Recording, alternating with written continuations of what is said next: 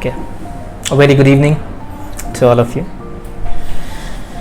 I'm happy and glad that we can come together and are going to discuss on a very good topic, interesting topic, which is not very prevalent these days.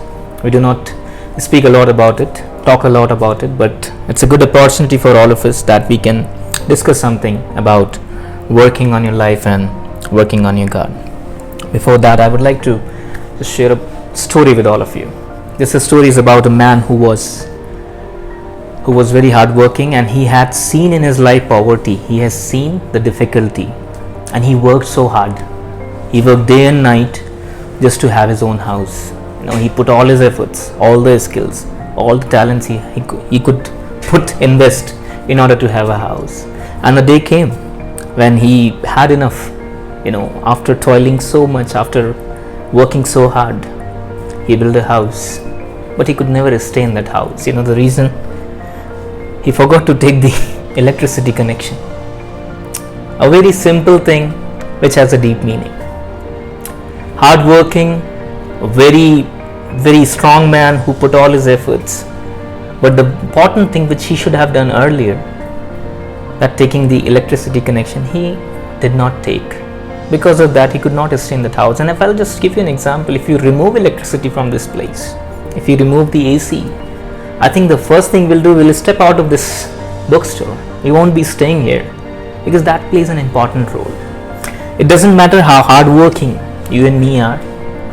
It doesn't matter how efforts you and me have put in our lives to build ourselves up.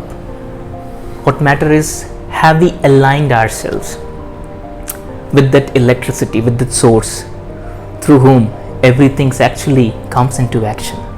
The success part is missing from our lives. There is discouragement, there are disapprovements, there are anxieties, confusions, difficulties, disappointments, as I've already said. The reason is we get depressed because the source through which our process should have started, the source through which we should have begun, hasn't ever had in our lives. And it is important that when we talk about working on your life, it should definitely come in parallel line with God. We cannot ignore this fact that we have a creator, we have an ultimate authority over us, and it is not an accident which has brought us here into existence. As we are just discussing about Big Bang Theory, this is what it says, that the blast happened, an explosion happened, and everything came to existence. Did any explosion ever had brought things into existence, made things so beautiful which we see around us?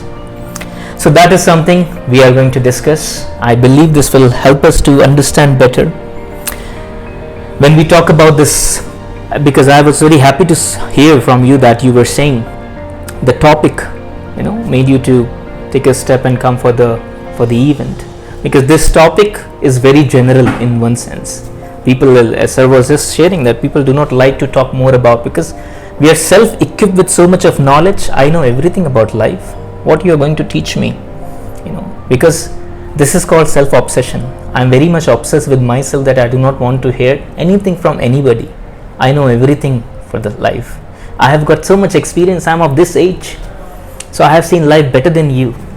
But there is never a point when we can say, I have seen life better than you. It is always about pursuing, exploring, as you were also saying about that thing.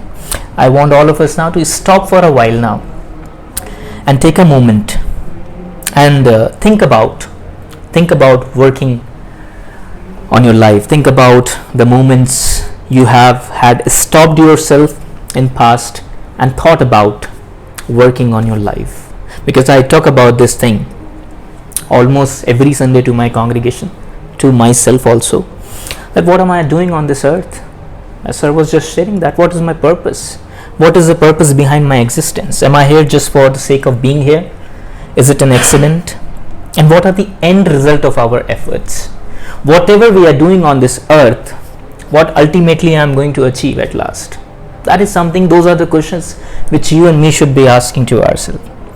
And we should also be asking that, when I am talking about God, am I ready to accept, acknowledge, profess from my mouth, from my lips, that he is the only source under whom I should come in his subordination, in his supervision, and putting himself up. Because I've been hearing this story on this line from many people that you should be the owner of your own life, and especially young people. I am also young, and I have seen, because when I was in my teens, when I was growing up, I've grown up with such friends who have always excited me and encouraged me to go to the wrong path. And then you be the master of your own life, do whatever you want to do, you will not get this life again. But they have never spoken about the purpose of this life. It is absolutely not just we are not just here to just fill the spaces. Okay, I'm breathing, I'm standing because I can at least fill this 1 feet or 2 feet. No, there is a deeper meaning, there is a bigger meaning for that. I would like to read a poem from John Piper, one of the theologians, a good philosopher, a scholar of theology, and he said, "Long I sought for the earth's hidden meaning. Long as a youth was my search in vain. Now as I approach my last years waning, my search I must begin again." And those are very beautiful lines which he tells, because he's an old man, and he talks about it, that I have searched for entire of my life about the purpose of being on this earth. And I now at this age, when I am waning, when I am vanishing, I want to begin my search again, because I have still not understood. As I was saying, what is my purpose here on this earth? When you see, because we call this generation as Gen Z generation, people have so many technologies of saying that, okay, IVF facilities are there. If you go back to the old school, people will say, because my parents decided, that's why I'm here. Okay, that's why I'm living, I'm taking breath. I have heard many people that everyone has to take birth, have to die. And this is the process we all are following for many years. And I'm free to make my own decisions and choices. In order to do so, many times we end up making wrong choices and wrong decisions, because the intent behind it is self-obsession, as I said earlier. Why we end up making wrong choices in life? Because it is the intent behind is me only. I should be knowing that this is not me who needs to be always be into the limelight. I am serving a family, I am serving a community, I am serving a state, a city, my people. I am representing them also. It is always a bigger picture we should be keeping in our minds. And when we have that bigger picture, when we have that bigger idea, it would be easy for us to work on our lives. Why we are seeing the suicide cases increasing, why we are seeing the young people, not only young people, let me say that, even elderly people also, they go into this trauma of depression. People are losing up their lives. They are not seeing the future ahead. Everything seems so dark. I have had a friend, when I was studying in a school, and this friend had something very serious thing he had done in his life. He had a friend with whom he got intimated, and something serious happened, and this boy decided to end his life, and he did that. That was something sad. That was something very discouraging for me. I was discouraged because he was a good friend of mine, and I got to think at that point of time, he had many options, he had choices. The problem was he did not want to work it out. He thought this is the only end. This is the only end. Okay, I do not want to hear it from anybody. There are people available. If you only have to go and approach, you only have to go and say, okay, I want you to work out with me a few things which are going wrong in my life. Dear friends, we need to understand that we are limited editions of God, and limited editions should be precious. They should maintain that dignity. They should be honored. They are not available all the time.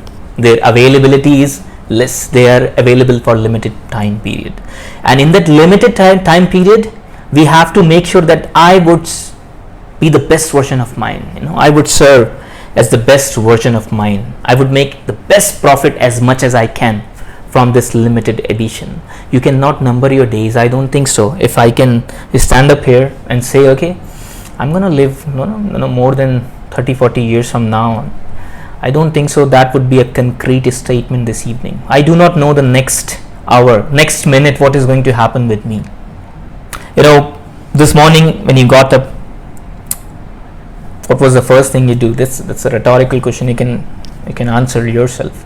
But when I got up this morning, I was surprised because I was alive, and I didn't do anything yesterday night that could have kept me alive. I didn't do anything, and it is absolutely, I cannot be so assured that next morning I'm going to get up, because I didn't do anything. I didn't put oxygen cylinder beside my bed. I didn't put all the ventilator facility. Nothing I did. I just slept and I got up, and I was surprised because there's an app called Worldometer. I was seeing that app. In that app, today itself, almost 1,17,000 people died. Whole world. Every day. This is everyday number stats. It is 1,66,324 today. Yes. Okay, so might be because it was till 2 o'clock. It is available on Google. Oh, wonderful. On an average. Yeah. But because when I'm seeing the app, the number was kept increasing since morning. Every second 2 people disappear. Right, very true. And in that average, if we are still breathing, if we are here, then definitely we are serving a purpose, a bigger purpose. It's absolutely not a coincidence that we are breathing. We have to have a closer look at life. And somewhere I also personally think that our level of seeing things, as you were just telling, exploring things, has declined somewhere. We have confined ourselves. We do not want to cross the boundaries and want to get the extra information, something which we never had known, which we have never been equipped with, something extra. So our seeing things has been limited. Now let's take an example of this leaf. Okay, this leaf. Now what we are seeing right now in front of us is just a leaf. If you'll just give it to a science student, and just tell him or her, what is it actually, then that the student will tell you, very clearly that these leaves change sunlight into energy through photosynthesis. The leaves are the primary food making part of the plant. Leaves absorb carbon dioxide from the air, combine it with the water that comes through the roots of the plant to make food, a sugar molecule known as glucose, and release oxygen into the air. What we are seeing is just leaf, but when he or she puts it into the microscope, sees the bigger picture, then he gets to know what is the purpose of this small leaf, which we are just calling it a leaf. Many times we trample by our food. We do not realize it, the purpose. So it is serving a bigger purpose, supplying the oxygen, and that is something being missed. Now, when I see myself and when I give myself into that microscopic lenses of God, I am not only a human. It is not a coincidence that I have taken birth as a human. I am serving a bigger purpose for the glory of God, and also for making Him known from my life, and most importantly for pursuing purity. Now, pursuing purity, that part is not absolutely, let me not say that, but mostly it's been missing from our neighboring places, from our lives, from our societies. Purity. Every day almost we hear about things which disturbs us, which gives us enough pain. Now, it is important that we may understand that in what areas I need to work in my lives, in what areas I need to pause, because this is actually rushing wind. We all are moving in that rushing wind. Wherever the wind is taking us, and we are going, just following it, instead of stopping ourselves, holding up to a strong pillar, and pausing and thinking, am I actually living a pure life?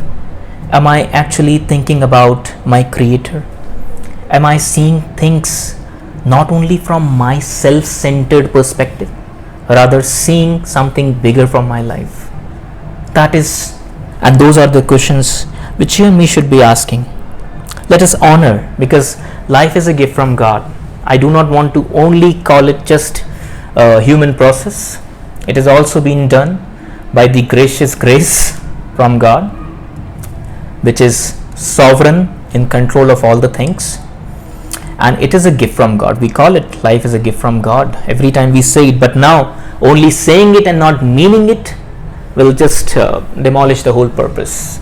If we say it, we have to mean it. If it is a gift from God, I need to understand its preciousness, how precious it should be to me, and how nicely I need to make use of it. Let us honor this precious gift from God by setting a routine, organize it well in every areas of life. Now I can list up so many things of how to work on your life, but that will again be very general, because we all have different ways of routining, organizing our lives. What I am focusing more this evening is that the work which you and me should be doing with our lives is to understand its bigger purpose, understand the need of purity.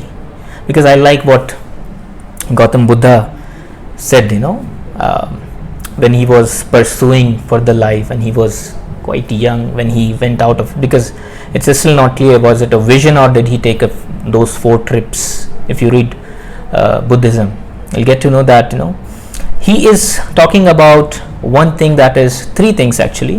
One thing is Sila, Samadhi, and that's Prajna. In Sila, he is saying that all humans should be treated equally. In Samadhi, he says that there should be a proper concentration for the life, and in Prajna, he speaks very clearly that if you want wisdom, if you want new thoughts, there should be purity in your heart and mind.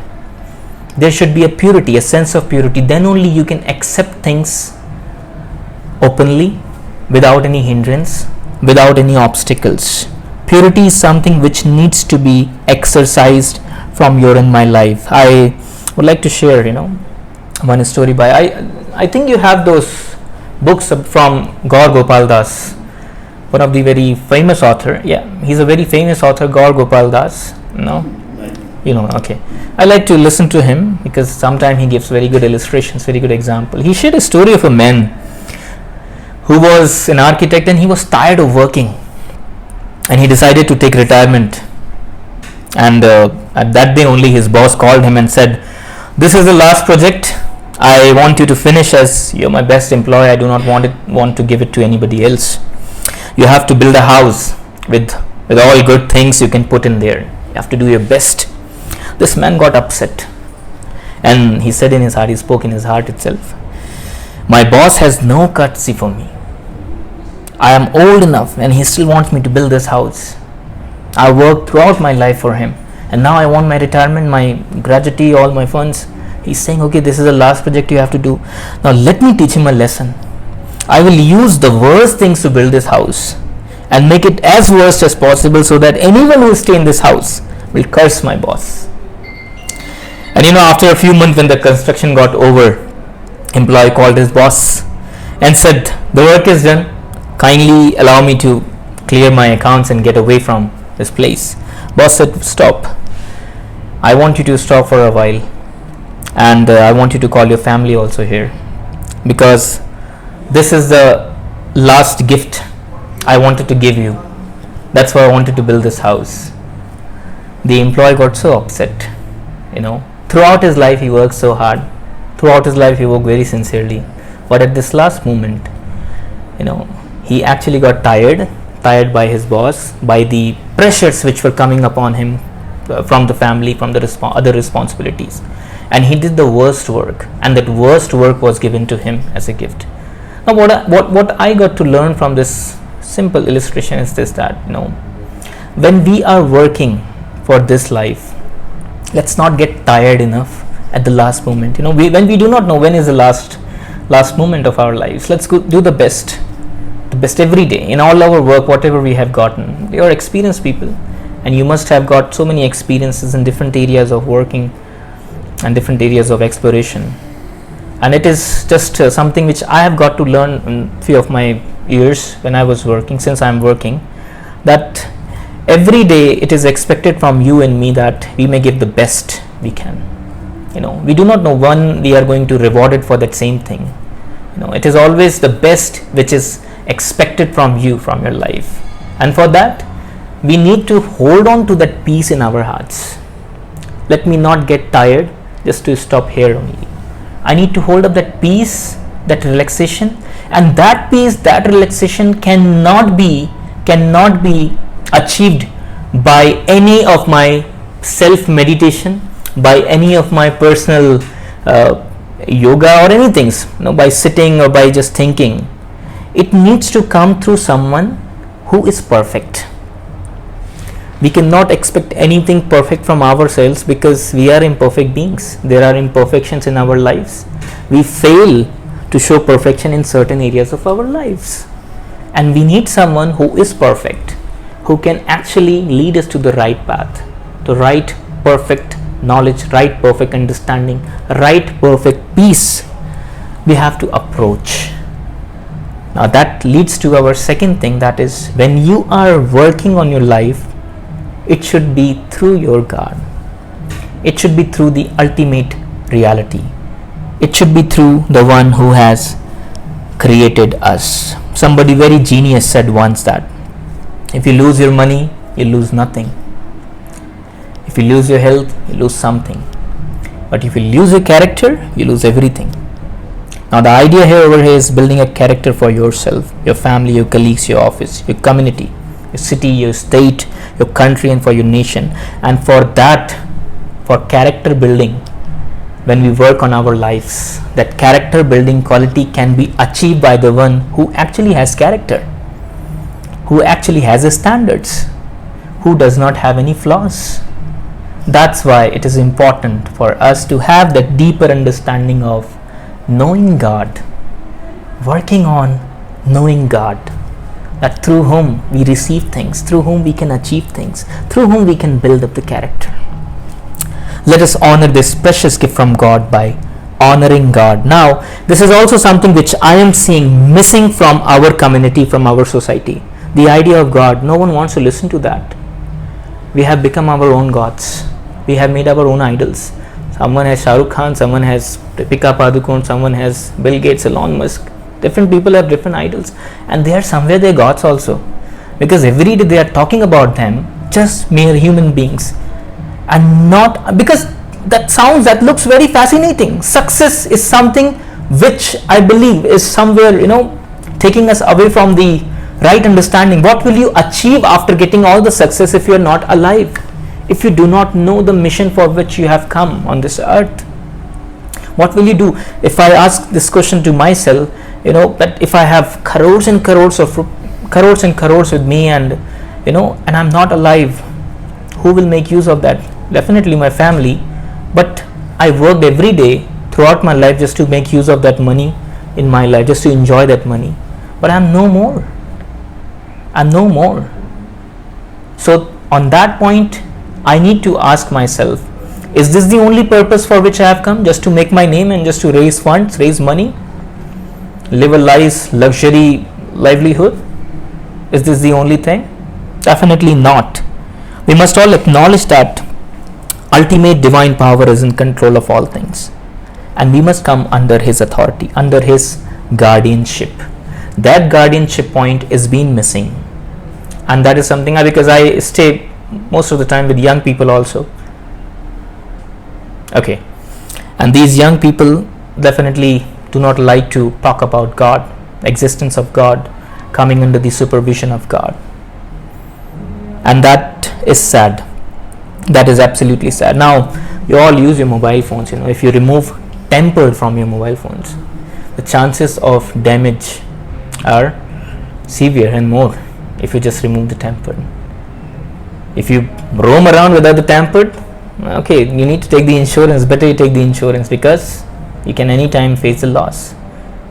God is playing that role of the temple of protecting you and covering you from all the dangers and taking all the hurt, all the disappointments upon him. There won't be any crack on that phone. The crack will be on the tampered.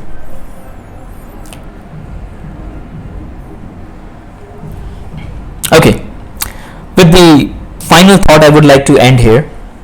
That is again a poem by Wesley L. Duell. He says, life is made of brevity. Briefest years, weeks and days, hours and minutes cross our ways. Once we greet them, then they fly. Gone for eternity, life is made of brevity. Life for God cannot be lost. All you do for God today, as you labor, give and pray, you invest on heaven's shore, you will reap it evermore. Life for God cannot be lost. Thank you for giving your precious time.